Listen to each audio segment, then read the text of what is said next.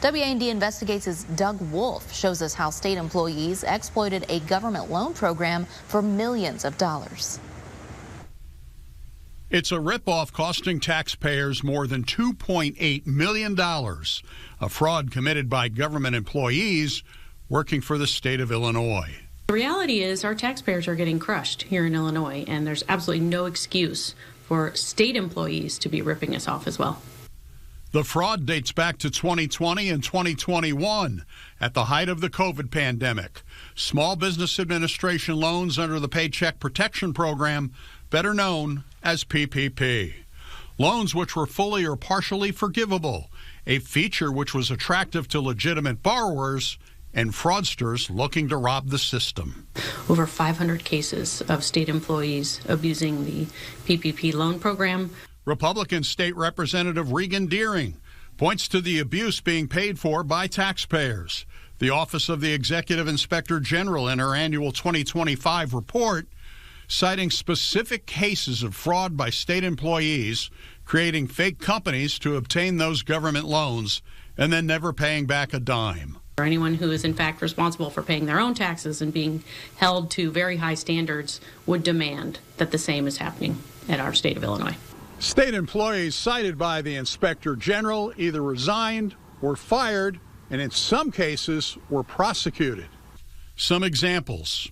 2 loans to an employee of the Illinois Department of Human Services, DHS, totaling a combined $41,000, which were forgiven and not paid back.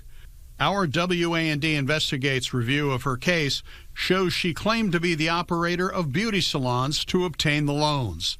The Department of Professional Regulation shows no evidence of the woman having a cosmetology license and had no business records.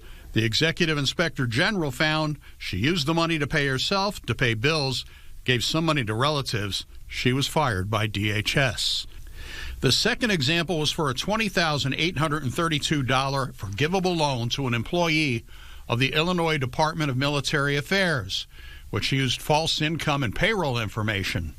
He spent a big chunk of the money on a trip to Las Vegas, $2,200 in airline purchases, with $158 in travel insurance, more than $1,000 at a Las Vegas hotel, $260 at a sunglass store in Las Vegas, $130 at a Las Vegas shoe store, and $142 at a restaurant. Outside of the Las Vegas trip, his checking account, according to the Executive Inspector General, shows ATM withdrawals and associated fees, totaling $2,000, nearly $1,000 in car payments, $309 to a restaurant, $239 to a luxury goods store, and $182 to a clothing store.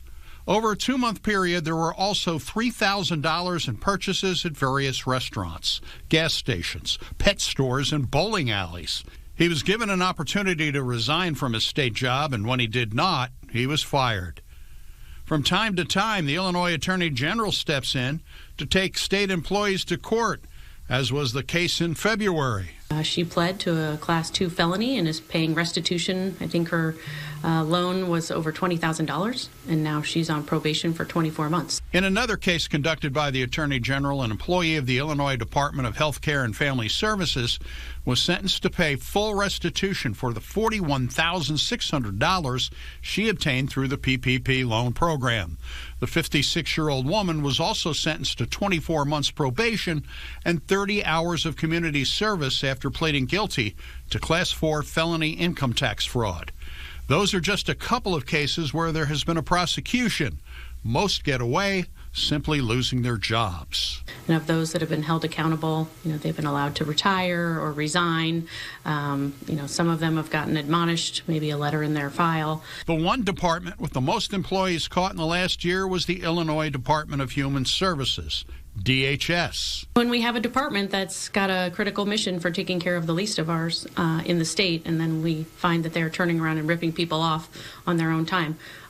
Office of the Executive Inspector General findings often end with this sentence. Regardless of the ease of procuring these PPP funds, this was not free money for the taking. For WAND Investigates, Doug Wolf, WAND News.